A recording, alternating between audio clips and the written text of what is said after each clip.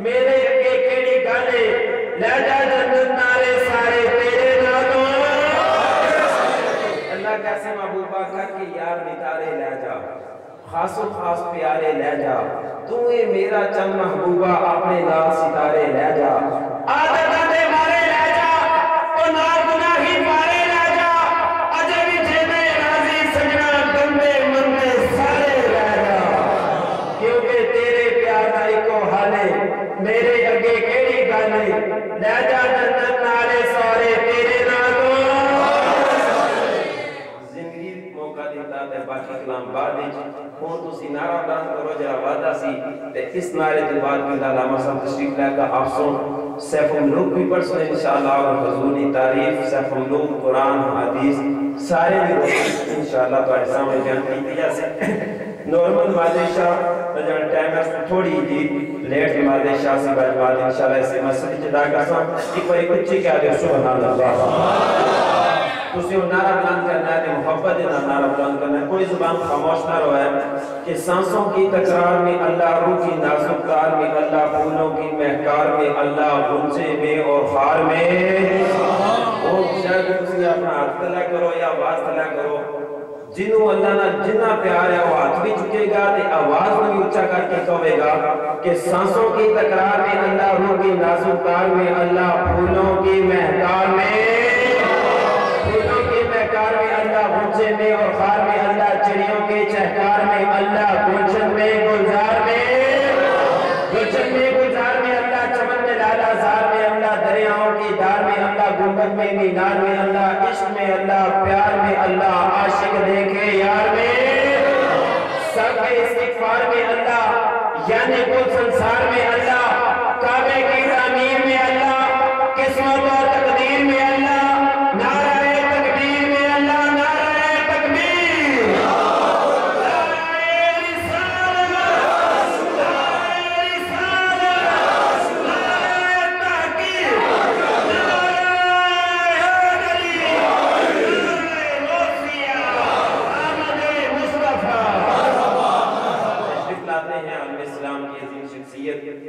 عالم جلیل فاضل نبیل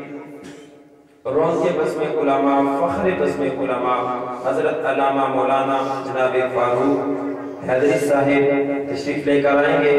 فاضل میرا شریف ہیں ماشاءاللہ فاضل بھی ہیں میرا شریف کے اور حکمت علاج بھی کرتے ہیں سبحان اللہ علماء سے علاج کروایا جائے رب کائنات ویسے شفا عطا فرما دے اللہ تعالیٰ کے علم میں عمر میں عمر میں برکتیں عطا فرمائے علامہ صاحب میرے ساتھ آئے کافی دیر کے اس مسجد میں تشریف فرما ہے اللہ تعالیٰ نے جتنا ٹائم دیا ایک ایک لمحے کے بدلے رب کروڑوں نیکیاں عطا فرمائے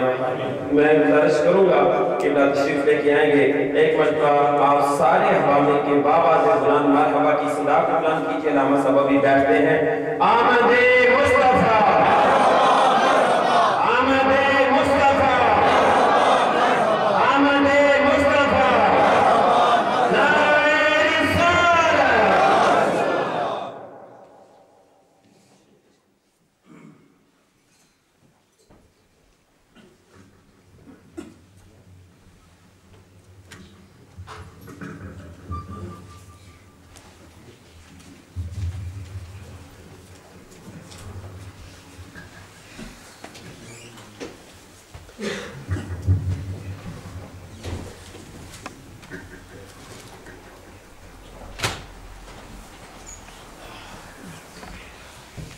السلام علیکم ورحمۃ اللہ وبرکاتہ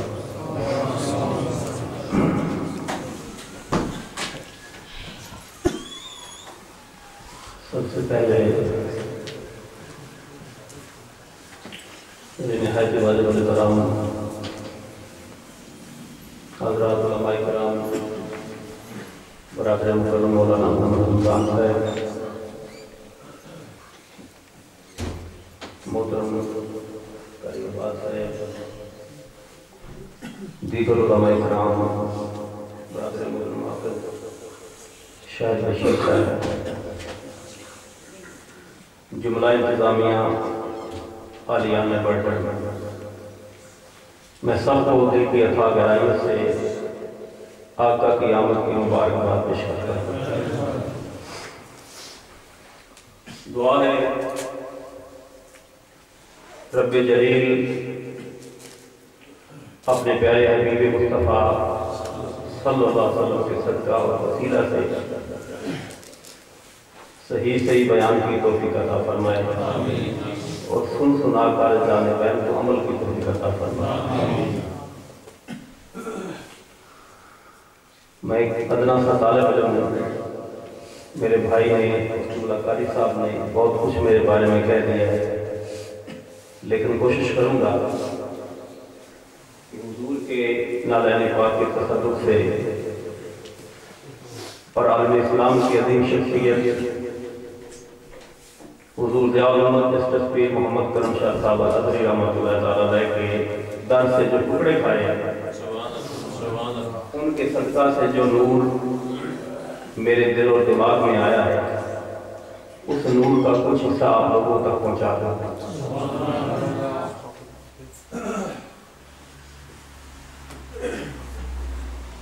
الحمدللہ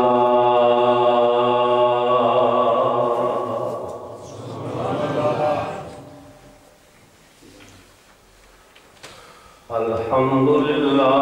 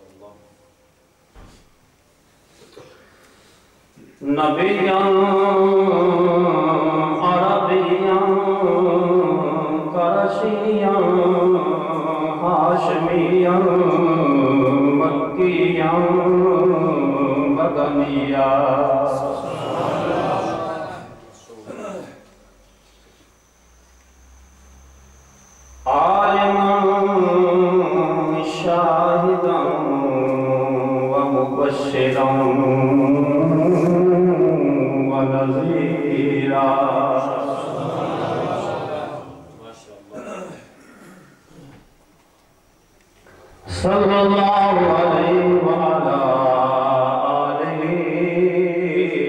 وصحابہ وأولیاء امتی کثیرا کثیرا۔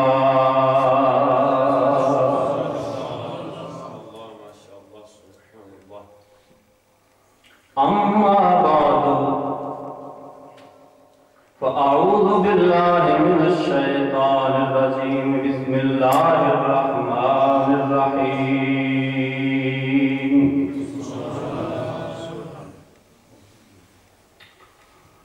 الف لام میم،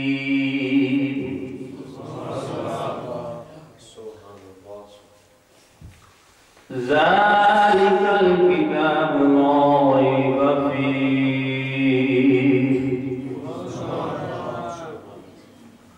آمنت بالله صدق الله العظيم وصدق رسوله النبي الكريم الأمين، إن الله وملائكته يصلون على النبي يا أيها الذين آمنوا صلوا عليه وسلموا تسليما۔ الصلاة والسلام عليك يا سيدي يا رسول الله، وعلى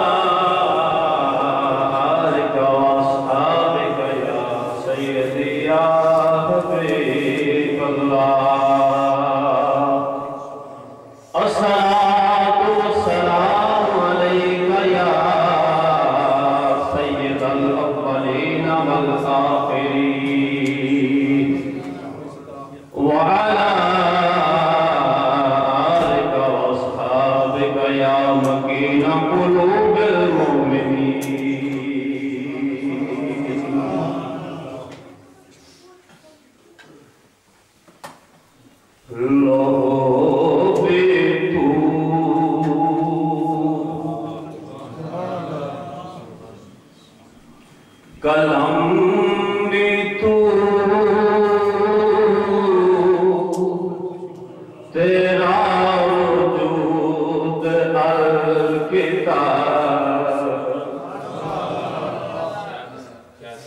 شار مشرق قلندر لاہور لوح بھی تو قلم بھی تو تیرا وجود الکتاب اور یہ گنبد آپ کی نارنگ تیرے محیط میں ہوا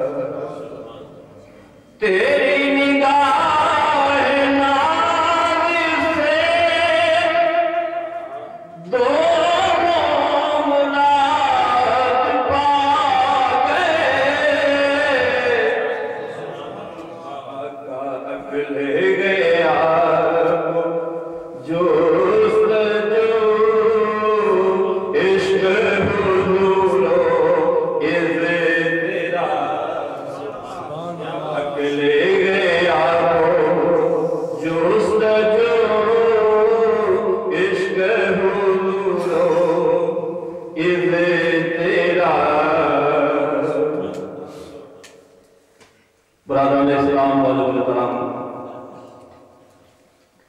حضور کے میلاد کی رات ہے اور انتہائی مبارک وہ لمحات وہ گھڑیاں ہیں جن لمحات کے اندر کائنات کے تاجدار تشریف لائے اور بڑے مبارک وہ لوگ ہیں، بڑے خوش نصیب وہ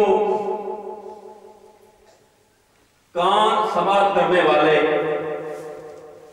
اور بڑی مبارک وہ زبانیں ہیں جو اس رات میں حضور کا ذکر کرتی ہیں اور سنتے ہیں لوگ۔ برادران اسلام، میں نے روایت سے ہٹ کر آج قرآن مجید فرقان حمید کی سورہ البقرہ کی پہلی آیت مقدسہ حضور کی عظمت بیان کرنے کے لیے منتخب کی۔ عمومی طور پر ہمارا یہ ہوتا ہے کہ واقعات بیان کیے جاتے ہیں، معجزات بیان کیے جاتے ہیں، حضور نبی رحمت صلی اللہ علیہ وسلم کی ولادت کا تذکرہ کیا جاتا ہے۔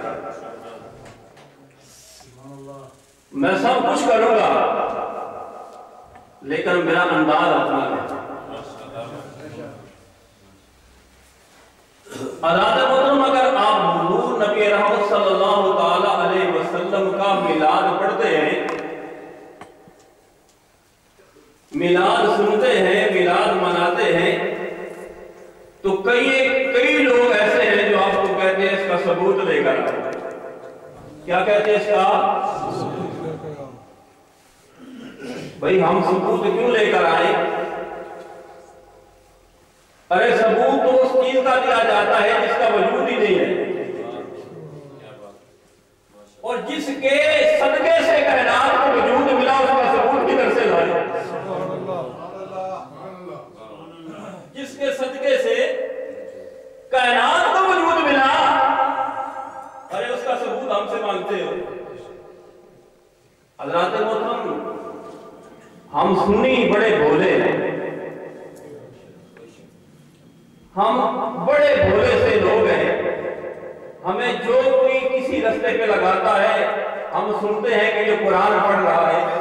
ہم سنتے ہیں کہ یہ حدیث پڑھ رہا ہے، ہم سنتے ہیں کہ یہ بہت بڑا عالم ہے، یہ جو کچھ کہہ رہا ہے یہ سچ کہہ رہا ہوگا۔ لیکن حضرات محترم، اپنے عقیدے سے کبھی پھرنا نہیں، اپنے عقیدے کو کبھی چھوڑنا نہیں،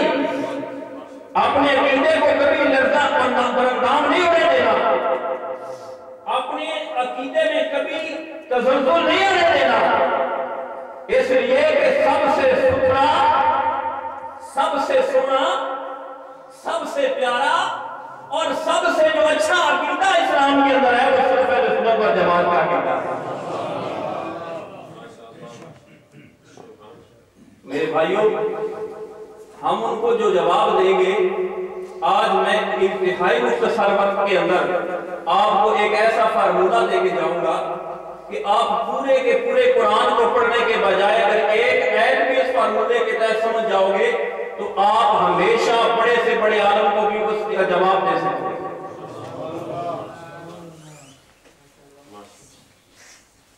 آپ اگر قرآن کو پڑھتے ہیں تو قرآن مجید فرقان حمید کے کچھ وہ الفاظ ہیں جو ہماری نظروں میں آتے ہیں، جو ہماری نظروں میں آتے ہیں۔ قرآن کے الفاظ انہیں ہم اپنی نظر سے پڑھ سکتے ہیں، انہیں کہتے ہیں عبارت النص۔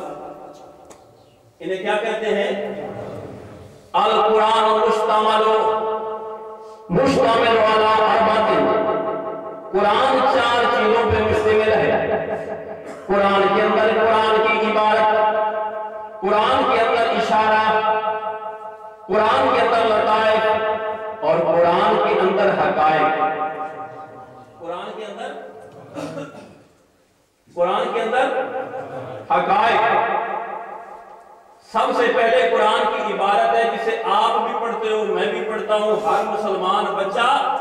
ہر مسلمان بوڑھا، ہر مسلمان نوجوان، ہر ماں، ہر بہن، ہر انسان اپنی نظر سے تلاوت کر سکتا ہے، یہ قرآن کی عبارت ہے۔ اور العبارت للعوام، جو قرآن کا ظاہر ہے یہ عوام کے سمجھنے کے لیے ہے۔ العبارت للعوام، کہ قرآن کا ظاہر، قرآن کے الفاظ، قرآن کا ترجمہ یہ عوام کے لیے ہے۔ یہ کس کے لیے ہے؟ الاشارہ، لیکن اشارہ ہے للخوارز، قرآن کا جو اشارہ ہے کہ قرآن ایک حرف بولتا ہے، الف لام میم، ایک حرف ہے اور 3 حروف سے مل کے بنا ہے۔ اگر اس حرف کو، اس لفظ کو قرآن بولتا ہے تو یہاں پہ جو عبارت والے وہ خاموش ہو جاتے ہیں، وہ کہتے ہیں کہ اس کا معنی نہیں کر سکتے، اس کا معنی نہیں بیان کر سکتے۔ اس لیے کہا کہ الاشارہ للخوارز، اس کا اگر معنی بیان کر سکتا ہے یا مدینے کا تاجدار ہوگا یا پھر بغداد والے کی شان ہے، اس کا معنی بیان کرتا ہے۔ ہر ایک اس کا معنی بیان نہیں کرتا۔ اور پھر فرمایا سر بین اللہ و رسولہ، کہ یہ جو اشارہ ہے یہ اللہ اور اس کے رسول کے درمیان راز ہے، یہ اللہ اور اس کے رسول کے درمیان راز کی باتیں ہیں۔ اور آگے اور لطائف جو قرآن کے اندر بیان ہے، قرآن کے جو پوشیدہ راز ہے، قرآن کے اندر جو بہت ساری چیزیں ہیں جو صرف ایسے لطائف ہیں جن کو نہ عام عالم سمجھ سکتا ہے، نہ عام بڑی بڑی ڈگریاں لینے والا سمجھ سکتا ہے، بلکہ فرمایا کہ یہ جو لطائف ہیں للأولیاء، یہ لطائف کن کے لیے ہیں؟ کن کے لیے ہیں؟ اللہ اکبر، یہ لطائف ان کے لیے ہیں جو اللہ کے ولی ہوتے ہیں، جو اللہ کے، اور اللہ کے جو ولی ہوتے ہیں ان کو اللہ نے چنا ہوتا ہے، ان کو اللہ نے، جنہیں اللہ نے چنا ہوگا ان کو قرآن کے لطائف کی سمجھ آئے گی، انہیں قرآن کے لطائف کا پتہ چلے گا، انہیں قرآن کی لطافت معلوم ہوگا، جنہیں اللہ نے اور یاد بنایا ہے۔ اور چوتھا ہے الحقائق، اور الحقائق للانبیاء، الحقائق قرآن کی حقیقت کیا ہے، قرآن کی حقائق کیا ہے، قرآن کا اصل مرتبہ و مقام کیا ہے، قرآن کے عظمت و شان کا مالک ہے، یہ آپ کو قرآن کی عبارت پڑھ کے سمجھ نہیں آتا، کسی نبی کی نگاہ نبوت سے سمجھ آتا ہے۔ قرآن کی سمجھ اگر آتی ہے حقائق کی تو وہ نگاہ مصطفیٰ سے سمجھ آتی ہے۔ اللہ اکبر۔ اب یہ فارمولہ ذہن میں رکھیں، جب بھی قرآن کوئی پڑھ رہا ہو، کوئی معنی کر رہا ہو تو ایسے ہی کان بند کر کے اور آنکھیں بند کر کے اس کو معنی لیا کریں، بلکہ دیکھا کریں یہ کہتا کیا ہے۔ کیا میرے پاک نبی کی عظمت بیان کر رہا ہے یا میرے پاک نبی کی ذات میں عیب تلاش کر رہا ہے؟ کیا یہ نبی کریم علیہ السلام کی آل و اصحاب کا ذکر کرتے ہوئے ان کی عظمت بیان کر رہا ہے یا اس میں نقص تلاش کر رہا ہے؟ بس یہ فارمولہ یاد رکھنا، اگر اللہ کے نبی کا ادب کرنے والا سرکار کا ذکر قرآن سے کرے گا، حدیث سے کرے گا، عقل سے کرے گا، فقہ سے کرے گا، علوم سے کرے گا، تو کہنا یہ جو بھی عظمت بیان کر رہا ہے یہ سچا ہے۔ یہ اور جو حضور کی ذات پہ تنقید تلاش کرے، بے شک جتنا بڑا فاضل ہو، ہماری نظروں میں اس کی کوئی حیثیت نہیں ہے۔ تو میں عرض کر دیا کہ قرآن کی ظاہری عبارت پہ جو لوگ کہتے ہیں کہ ظاہری عبارت کو سمجھ کر عالم بن جائیں گے وہ کبھی کامیاب نہیں ہو سکتے۔ اس لیے کہ میں نے جو ایت پاک یہ ذکر کی ہے، عرض کی ہے، تلاوت کی ہے، اللہ نے فرمایا ذالک الکتاب لا ریب فیہ،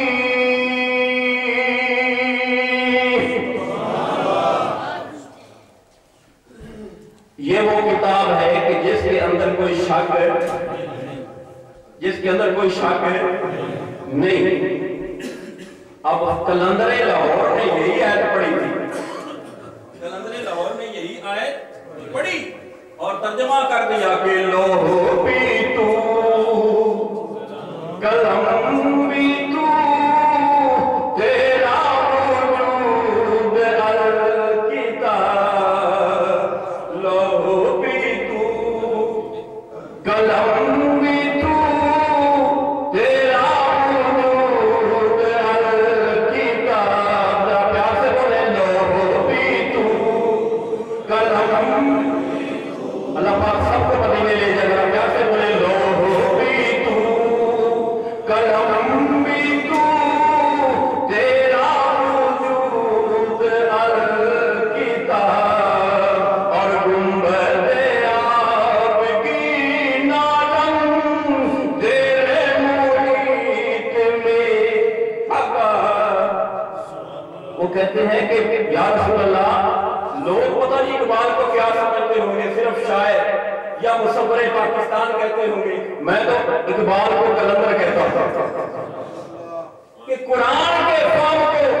جس انداز میں اقبال نے سمجھا اور سمجھایا ہے سارے نہیں سمجھ سکتے۔ قرآن کا نچوڑ کیا اور کہا کہ میرے پیارے پاک نبی، میں قرآن کی عبارت کو پڑھتا ہوں تو یہ خود کہتا ہے ذالک الکتاب لا ریب فیہ، یہ وہ کتاب ہے جس میں شک نہیں۔ یا رسول اللہ، یہ تو اپنے بارے میں کہہ رہا ہے، میری تو سمجھ آ رہی ہے، لیکن میں کہتا ہوں یا رسول اللہ یہ الکتاب ہے تو آپ یہ کتاب تو آپ کا وجود ہے، یہ کتاب تو آپ کا، ذرا غور کریں، میں ذرا اور کھول کے بیان کر دوں۔ قرآن میں کیا ہے؟ قرآن میں مستبحات ہے، مشتبہات ہے، محکمات ہے، تعبیر ہے، تفسیر ہے، قرآن کے اندر واجبات، فرائض، قرآن کے اندر تمام علوم، قرآن کے اندر کائنات کے لا رب ولا یابس الا فی کتاب مبین، قرآن کے اندر ہر چیز کا علم ہے۔ جب قرآن کے اندر ہر چیز کا علم رکھ دیا تو ثابت یہ ہوا کہ جب قرآن جو ایک کتاب ہے، یہ ساری کائنات کے علوم کا احاطہ کر ہے، تو جس نبی نے اس قرآن کو متعارف کروایا اس کے علوم کا کیا عالم ہوگا؟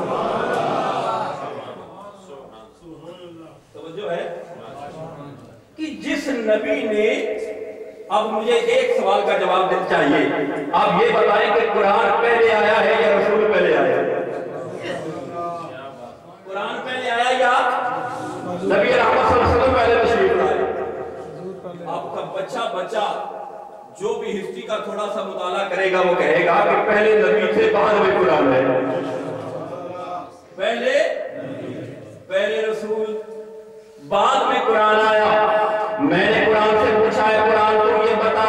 تو بعد میں آیا ہے تیری عظمت کیا ہے؟ قرآن نے کہا میں بڑی عظمتوں والا ہوں, بڑی شانوں والا ہوں, میرا بڑا مقام ہے, میں لوہے محفوظ میں تھا. تیرے رسول نے اعلان نبوت کیا, رب نے مجھے بھیج دیا, میں تیرے پاک نبی کے سینہ پر پہ آ گیا. میں نے کہا میرے پاک نبی کے سینہ پر پہ آیا ہے. کہنے لگا ہاں آیا ہوں. میں نے کہا کوئی اور جگہ نہیں ملی؟ کہا اور جگہ کسی نے مانا نہیں ہے. تو انزلنا هذا القرآن على جبل لرأيته خاشعا متصدعا من خشية الله. یا میرے پاک نبی, میں میرے پاک رسول, تیری عظمت کا کیا کہنا؟ قرآن بول کے کہتا ہے میں پہاڑوں پہ نازل ہوتا نگاہ ہو جاتے پر فإنه نزلہ على قلبک. ہے میرے پاک نبی تیرا سینہ ہے جس نے قرآن کو برداشت کر لیا.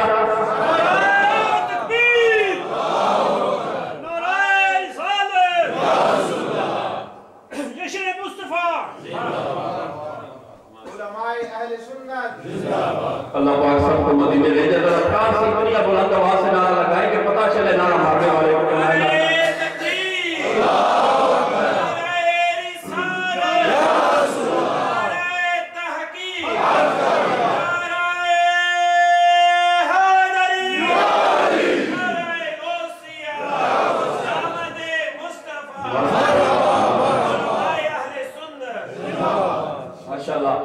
آپ لوگوں کا ذوق سلامت ہے.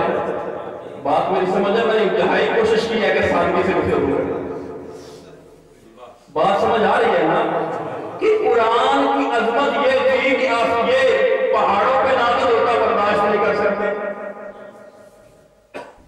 قرآن نازل ہوا تو سرکار محمد مصطفیٰ صلی اللہ علیہ وسلم کے سینہ پر گئی. تو قرآن کی عظمت زیادہ ہے یا رسول کی؟ اللہ اکبر. ارے یہ میرے پاک نبی کا سینہ پر تھا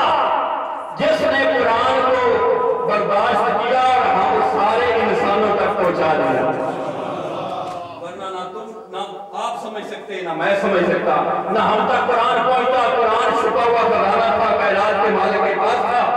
نہ وہ ہم تک پہنچ سکتا, نہ ہم تک یہ دولت اسلام آتی اگر آئی تو سرکار محمد رسول اللہ کے صدقہ سے آئی. جس نے سب کچھ ہمیں عطا کیا ہے اس کی اگر آمد پہ ہم اس کا ذکر کریں تو یہ بدعت بن جائے.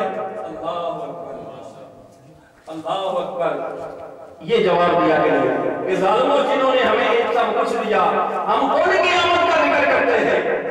ہم ان کے آنے کی خوشی مناتے ہیں, ہم ان کے آنے پہ جھنڈیاں لگاتے ہیں, ہم ان کے آنے پہ ٹڈیاں لگاتے ہیں, ہم ان کے آنے پہ گھروں کو سجاتے ہیں, ہم ان کے آنے پہ محفلیں سجاتے ہیں, ہم ان کے آنے پہ اپنے دلوں دماغ کو درود کے نذرانوں سے منتخب فرماتے ہیں. اللہ نے اپنے پاک نبی کو فرمایا میرے پاک نبی اس قرآن کی اور تیری دونوں چیزوں کی, دونوں ذاتوں کی ہم نے کائنات کے اندر ایسی مثال بنائی ہے کہ قرآن آپ سے جدا نہیں, آپ قرآن سے جدا نہیں. قرآن کو اگر لفظوں میں دیکھنا ہے تو کتاب میں دیکھو گے, اگر عمل میں دیکھنا ہے تو رسول خدا کی ذات میں دیکھو گے. اگر قرآن کو نظر سے پڑھنا ہے تو کتاب سے پڑھو گے, اگر دل سے پڑھنا ہے محمد مصطفیٰ کی ذات سے پڑھو گے. اب ایک سوال, ایک بات کرنا چاہوں گا کہ نبی رحمت صلی اللہ علیہ وسلم نے جب لوگوں کے سامنے پیغام نبوت پیش فرمایا,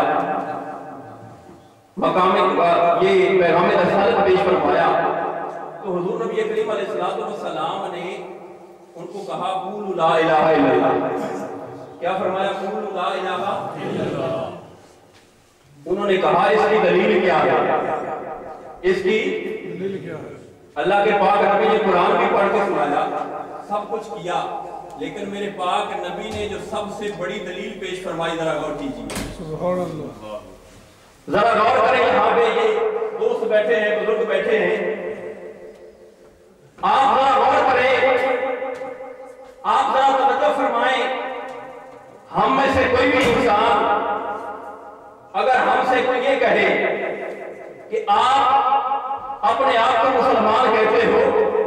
اپنے آپ کو ایک اچھا انسان سمجھتے ہو، اپنے اس اچھا انسان یا مسلمان ہونے کی کوئی دلیل تو پیش کرو، اس کی کوئی دلیل تو پیش کرو، اس کا کوئی ثبوت تو پیش کرو۔ میرے بھائیوں، ہم میں سے بڑے بڑے لوگوں کے پیتے پانی ہو جائیں گے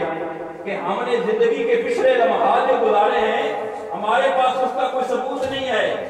ہمارے پاس اس کی کوئی تسلی کچھ جواب نہیں ہے کہ بچپن سے لے کر جوانی تک، جوانی سے لے کر بڑھاپے تک ہم نے ہر ایک لمحہ اس کی یاد میں گزارا ہے، تو ہم یہ دعویٰ کریں کہ ہم اس کی ذات کی یاد میں ہمیشہ رہے، ہم مسلمان ہیں، ہمارے پاس یہ کوئی دعویٰ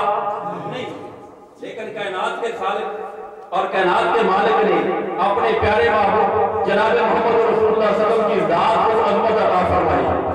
جب اہل مکہ نے دلیل مانگی تو میرے پاک نبی نے جواب دیا، لوگوں تم یہ کہتے ہو کہ میں سورج موڑ سکتا ہوں، میں چاند توڑ سکتا ہوں، میں ستارے نیچے گرا لوں، میں جو کچھ کرنا چاہوں عقلوں کو حیران کر سکتا ہوں، اور یہ سب کچھ دیکھ کر بھی تم کہو کہ جادو والا ہے۔ اب آنسوں کے اندر اگر مٹھی کے اندر کلمہ پڑھنے والے پتھر بھی بولے لا الہ الا اللہ، تم کہتے ہو یہ مجنون ہے، پھر بھی تم کہتے ہو یہ ساحر ہے۔ میں تمہیں ایک دلیل ایسی پیش کرتا ہوں کہ اے ابو جہل تو بھی جانتا ہے، اے ابو لہب تو بھی جانتا ہے، اے عتبہ شیبہ تم بھی جانتے ہو، فقط لبثت فیکم عمرا من قبل، فرمایا میں نے 40 سال تمہارے اندر عمر گزاری ہے، اگر تم یہ سمجھتے ہو کہ میں اللہ کا رسول نہیں تو مجھ میں کوئی کمی کر دے کر دکھاؤ۔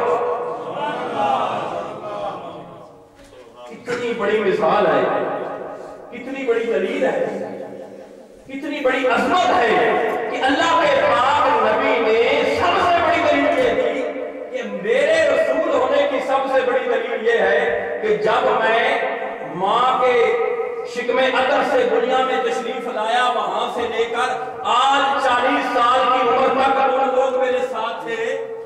تم سب نے مجھے دیکھا، میرا بچپن بھی دیکھا، میرا لڑکپن بھی دیکھا، میری جوانی بھی دیکھی، اور آج میری نوجوانی میں بھی مجھے دیکھ رہے ہو۔ آج میں بڑھاپے کے دلیل پہ آ کر تم لوگوں کو یہ دعویٰ کر کے پیش کرتا ہوں کہ مجھ میں سے کوئی عیب نکال کے دکھاؤ۔ کتنی بڑی دلیل ہے اور کتنا بڑا ایک کردار اور مثال ہے ہمارے مسلمانوں کے لیے کہ اگر اسلام کو منوانا چاہتے ہو تو اپنا کردار پیش کرو۔ اللہ کے پاک نبی نے سب سے پہلی دلیل یہ پیش کی، اے ابو جہل تم نے مجھے 1 سال کا بھی دیکھا، 10 دن کا بھی دیکھا، 1 دن کا بھی دیکھا، 15 سال کا بھی دیکھا، 25 سال کا بھی دیکھا، 25 سال کا بھی دیکھا، آج 40 سال کو ہو گیا۔ آج سے پہلے تو مجھے صادق بھی کہتا تھا، امین بھی کہتا تھا، اب مان کے میں اللہ کا سچا رسول ہوں۔ اللہ اکبر۔ اللہ کے پاک نبی نے یہ اپنا کردار پیش کیا، اللہ کے پاک نبی نے اپنا اور قرآن کی تفسیر اپنے کردار سے پیش کی۔ اب یوں سمجھ لیجئے کہ ایک قرآن وہ ہے جو ہم اپنی آنکھوں سے پڑھتے ہیں، اور ایک قرآن وہ ہے جو محمد رسول اللہ کی ذات میں نظر آتا ہے۔ جو قرآن ہمیں رسول کی ذات میں نظر آتا ہے وہ قرآن میرے پاک نبی کی شان بیان کرتا ہے۔ ہم سنی کہتے ہیں کہ قرآن کی الحمد سے لے کر والناس کی سین تک پورا قرآن میرے پاک نبی کی عظمت بیان کرتا ہے۔ ایک مولوی صاحب مجھے کہنے لگے، مولانا آپ کہتے ہو سنی کہ یہ تو سارا قرآن نبی کی نعت ہے، مجھے بتاؤ کیسے نعت بنتا ہے؟ اس کے اندر فرعون کا ذکر ہے، اس کے اندر حامان کا ذکر ہے، اس کے اندر نمرود کا ذکر ہے، اس کے اندر ظالموں کا ذکر ہے، اس کے اندر بہت ساری ایسی چیزیں ہیں جو ناقابل بیان، وہ ایسی چیزوں کا ذکر ہے جو حضور کی نعت کیسے بنتی ہے؟ میں نے کہا سر بات یہ ہے کہ آپ کی عقل جو ہے اتنی محدود ہے کہ آپ کو سمجھ نہیں آ رہی۔ اصل بات یہ ہے کہ جو نعت ہوتی ہے، جو تعریف ہوتی ہے، وہ 3 طرح سے ہو سکتی ہے۔ کتنی طرح سے؟ یا تو جس کی آپ نعت بیان کر رہے ہو، جس کی آپ تعریف بیان کر رہے ہو، اس کے فضائل بیان کیے جائیں، اس کی عظمتیں بیان کی جائیں، اس کے اوصاف بیان کیے جائیں، اس کی زندگی کے اندر جتنی اچھائیاں ہیں ان کو اجاگر کیا جائے۔ ایک تو نعت کا یہ انداز ہے، دوسرا نعت کا یہ انداز ہے کہ اس کے ساتھ جو نسبت رکھنے والے ہیں، اس کے ساتھ جو تعلق رکھنے والی چیزیں ہیں، اس کے ساتھ جو ملنے والی چیزیں ہیں، اس کے کپڑوں کا ذکر کیا جائے، اس کے ہاتھوں کا ذکر کیا جائے، اس کی آنکھوں کا ذکر کیا جائے، اس کے ساتھ جو ساتھی ملتے ہیں ان دوستوں کا ذکر کیا جائے۔ یہ بھی کسی اپنے محبوب کی تعریف کرنی ہو تو تعریف کا ایک انداز ہے۔ اچھا، ایک تیسرا انداز ہے کہ آپ اپنے محبوب کا کردار بھی صاف بیان کرتے ہو، محبوب کے ساتھ چلنے والوں کا کردار بھی صاف بیان کرتے ہو، محبوب کے اوصاف کا تذکرہ بھی کرتے ہو، پھر بھی لوگ نہیں مانتے تو جو نہ مانے ان پر لعنت کرنا یہ بھی اپنی نعت ہوتی ہے۔ جو نہ مانے اس پر لعنت کرنا یہ بھی حضور کی نعت بنتی ہے، یہ بھی محبوب کی نعت بنتی ہے۔ میں نے کہا مولانا ذرا قرآن پڑھ کے دیکھو، الحمد کے الف لام سے لے کر والناس کی سین تک سارے کا سارا قرآن یا میرے نبی کے اوصاف بیان کرتا نظر آئے گا، یا میرے نبی کے ساتھیوں کا ذکر کرتا نظر آئے گا، یا میرے نبی کی آنکھوں کا ذکر کرتا نظر آئے گا، یا میرے نبی صلی اللہ علیہ وسلم کے دشمنوں پہ لعنت کرتا نظر آئے گا۔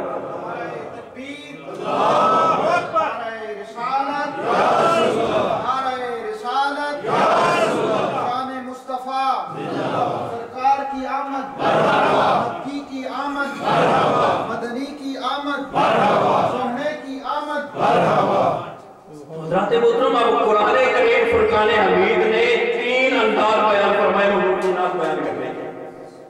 قرآن کریم کو اگر الحمد سے لے کر والناس تک ہم پڑھی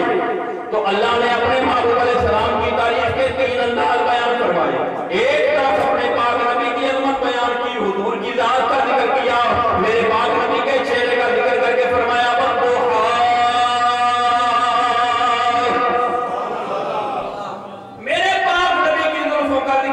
فرمایا واللیل اذا سجا، میرے پاک نبی کے ہاتھوں کا ذکر کیا، فرمایا میرے محبوب ید اللہ،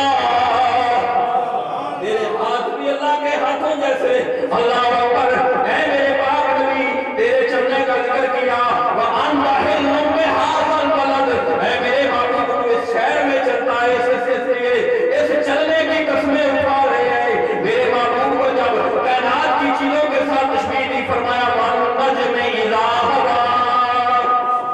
مجھے قسم ہے اس ستارے کی جو اوپر بھی گیا تھا واپس بھی آیا تھا، وہ معراج والی رات اتر گئے، معراج والی رات واپس آئے، رب نے فرمایا وَالنَّجْمِ، اے میرے محبوب تیری شان بیان کرتے ہیں کہ تیری نسبت ایسی ہے۔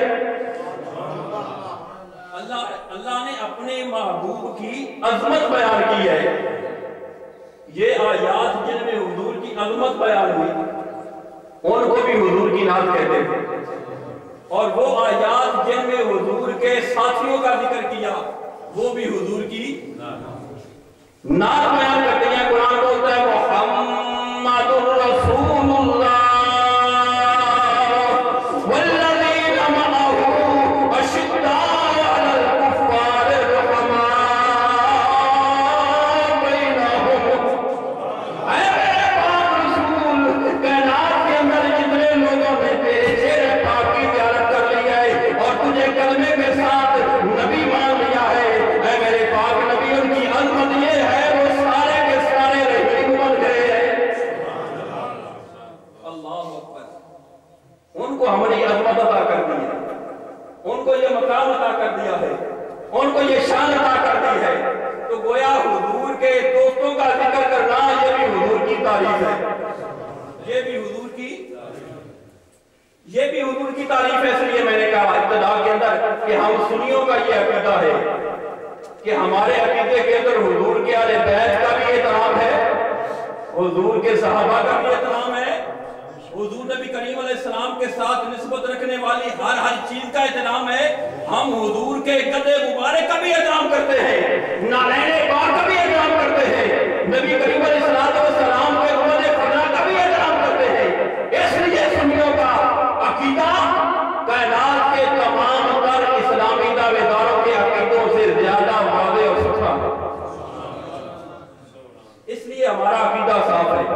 کہ ہم اللہ کے پاک نبی کے ساتھ نسبت رکھنے والی چیزوں کا بھی احترام کرتے ہیں.